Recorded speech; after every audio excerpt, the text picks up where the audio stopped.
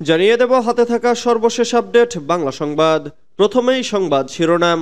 সেনাবাহিনীর রাজনীতিতে হস্তক্ষেপ করবে না বলেছেন ওয়াকারুজ্জামান। এরপর জানিয়ে দেব ডক্টর ইউনূসকে শুভকামনা জানালেন জাতিসংঘের আবাসিক সমন্বয়কারী। এদিকে চকরিয়ায় ডাকাতের হামলায় সেনা কর্মকর্তা নিহত। আরও জানিয়ে দেব 2 দিনের রিমান্ডে সাবেক এমপি ফজলে করিম।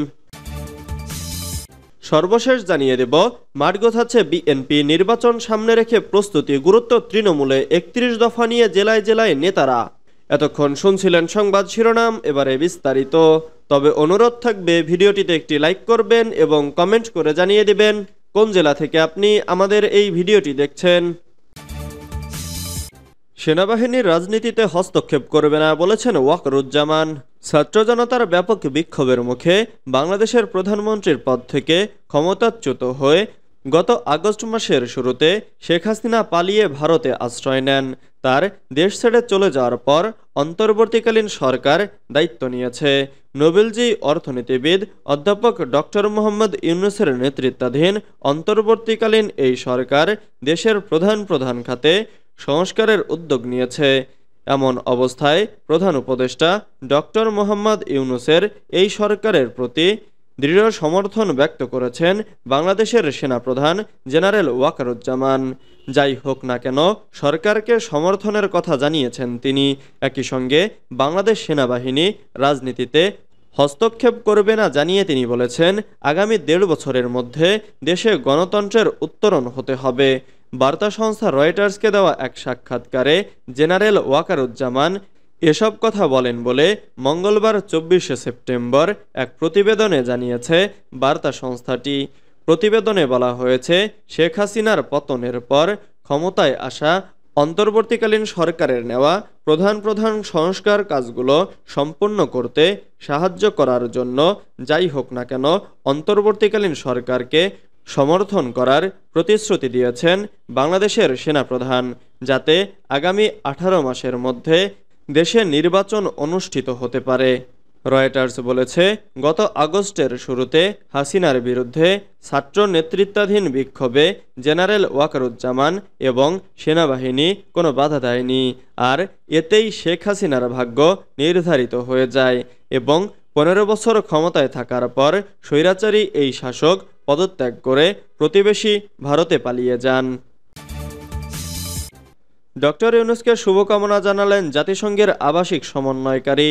জাতিসংঘের সাধারণ পরিষদের অধিবেশনে যোগ দেওয়ায় অন্তর্বর্তীকালীন সরকারের প্রধান উপদেষ্টা নোবেলজয়ী অর্থনীতিবিদ ডক্টর মোহাম্মদ ইউনূসকে শুভকামনা জানিয়েছেন ঢাকায় জাতিসংঘের আবাসিক সমন্বয়কারী গোয়েন লুইস।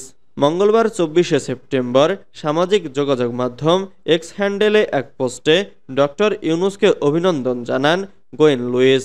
সম্প্রতি ডক্টর ইউনূসের সঙ্গে সাক্ষাতের একটি ছবি পোস্ট করে গোয়েন লুইস লিখেছেন, এবছর বাংলাদেশ জাতিসংঘের সঙ্গে সম্পর্কের 50 বছর উদযাপন করছে।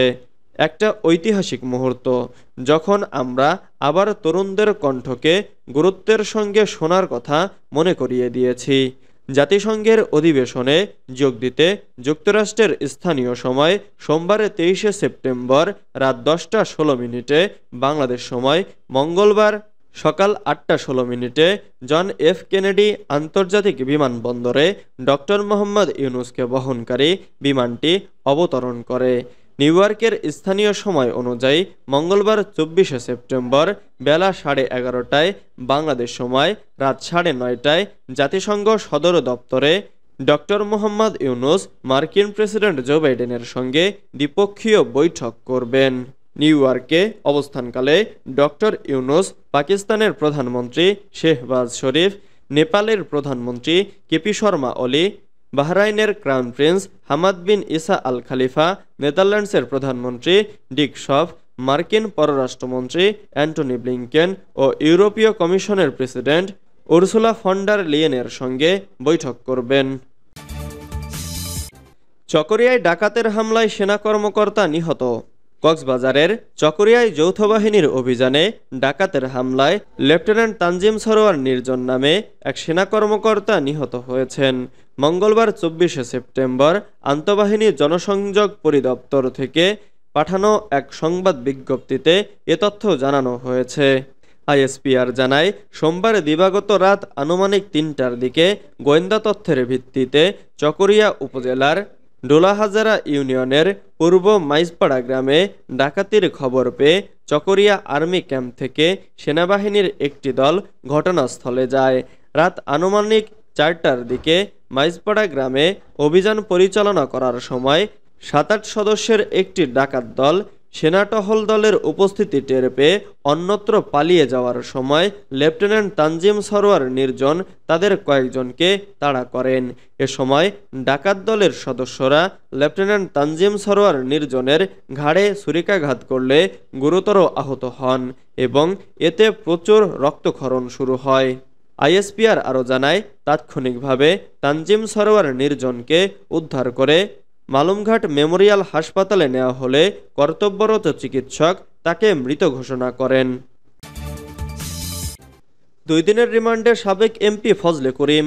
চট্টগ্রামের রাউজানে মনিরিয়া যুব তাবলিগ কমিটির ইবাদতখানা ভাঙচুর ও অগ্নিসংযোগের মামলায় সাবেক সংসদ সদস্য এবিএম ফজলে করিমের 2 দিনের রিমান্ড মঞ্জুর করেছেন আদালত।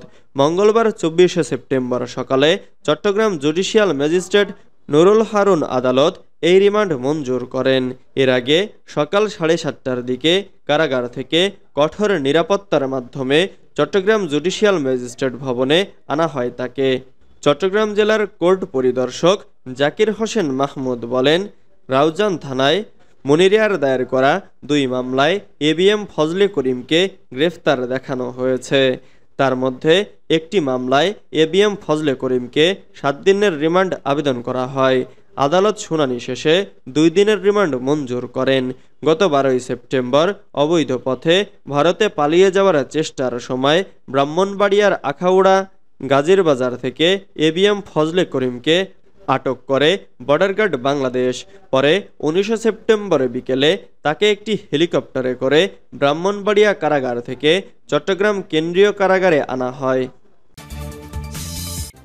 মাঠ গোছাচ্ছে বিএনপি, নির্বাচন সামনে রেখে প্রস্তুতি, গুরুত্ব তৃণমূলে, 31 দফা নিয়ে জেলায় জেলায় নেতারা।